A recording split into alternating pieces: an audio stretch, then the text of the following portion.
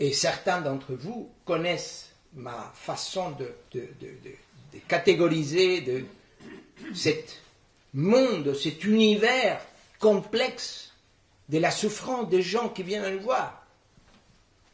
C'est une complexité impressionnante. Tous les types de souffrances possibles.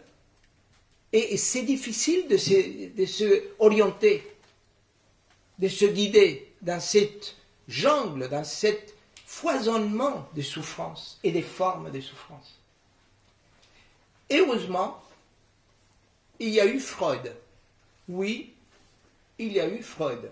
Et je le dis parce que beaucoup de gens disent « Mais comment vous continuez à penser à Freud? Mais arrêtez, ça fait 100 ans !» Je dis « Monsieur, qu'est-ce que vous voulez que je vous dise?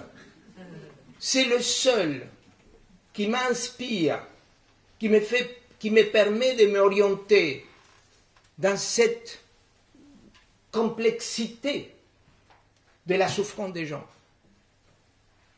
Et une des choses qui me permet de m'orienter, c'est justement de catégoriser, de penser. C'est assez schématique qu'il y a la névrose, qu'il y a la psychose et qu'il y a la perversion. Bon, ça, il y a des gens qui ont ajouté l'état limite. Bon, ça a été fait en 1940, les états limites entre névrose et psychose. Il y a 4 grandes catégories. Et ensuite, les névroses, Freud les a catégorisées fondamentalement en 3. Névrose hystérique, névrose phobique, névrose obsessionnelle. Ces 3 névroses, dans ce panorama que je viens de vous dire, dans ces 3 névroses, la phobie, l'hystérie, l'obsession, Freud les appelait névrose des trains de fer. Pourquoi névrose des trains de fer? Tout simplement parce que ces 3 types de névrosés sont capables d'établir une relation transférentielle avec les thérapeutes. C'est-à-dire que ces 3 types de névrosés ont une relation à l'autre d'amour. C'est fondamental l'amour pour les névrosés. C'est dans l'amour où tout se joue.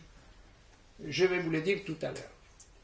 Mais enfin, dans cette 3 névroses, je retrouve, et ça c'est ma façon à moi de le concevoir, ce n'est pas écrit dans les livres, j'espère que dans mon prochain livre apparaisse. Mais ça c'est la constatation, parce que c'est de bien écouter les gens, de réfléchir quand ils nous parlent, de réfléchir après, de réfléchir à eux quand on étudie. Eh bien, c'est que la phobie, en général, commence avec un traumatisme, un psychotraumatisme infantile, qui n'est pas nécessairement un événement. Ça peut être une série de micro-incidents traumatiques. Et tous ces traumas, tous ces psychotraumas, que ce soit en une seule fois ou que ce soit en plusieurs fois, c'est un traumatisme d'abandon. Le sujet est abandonné. Soit vrai, soit faux, peu importe. Soit qu'il le croit, soit qu'il l'a été. Et cet abandon-là, s'il arrive, surtout avant les 12 ans, la plupart du temps, provoque chez cet enfant devenu adulte, et même avant, un état d'angoisse que nous appelons phobie. La phobie commence avec un psychotraumatisme infantile d'abandon, réel ou imaginaire, en une seule fois ou en plusieurs fois.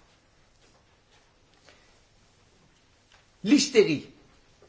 L'hystérie, c'est une névrose qui commence aussi avec un traumatisme, un psychotraumatisme infantile, en une seule fois ou en plusieurs fois, qui consiste non pas en un abandon, c'est pas un abandon, c'est